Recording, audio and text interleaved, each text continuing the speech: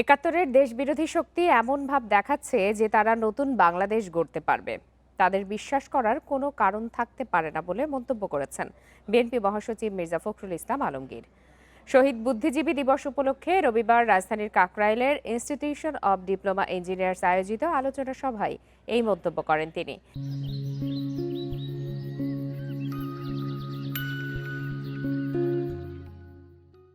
মির্জা ফখরুল বলেন, স্বাধীনতা বিরোধী শক্তি আবারও মাথাচাড়া দিয়ে উঠেছে। 1971 সালে যেমন ধর্মের নামে বিভ্রান্ত করার চেষ্টা হয়েছিল, এখনও একই কৌশল নেওয়া হচ্ছে বলেও অভিযোগ করেন তিনি। বিএনপি মহাসচিব বলেন, গণতন্ত্র পুনরুদ্ধারের সংগ্রামে ফ্যাসিবাদকে বিতাড়িত করা হয়েছে, কিন্তু এর অর্থ এই নয় যে নতুন কোনো ফ্যাসিবাদ মাথাচাড়া দিয়ে উঠতে দেওয়া হবে। যে শক্তি দেশকে পেছনে নিয়ে যেতে চায় তাকে প্রতিহত করতে হবে বলেও জানান তিনি।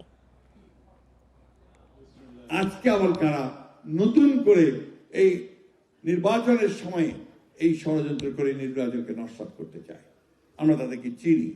পরাজিত ফ্যাসিস্ট শক্তি আজকে চেষ্টা করছে এই দেশে নির্বাচনকে বানচাল করবার। আরেকটি শক্তি তারা চেষ্টা করছে ধর্মকে ব্যবহার করে এই দেশে আবার মানুষের মধ্যে বিভাজন সৃষ্টি করবার।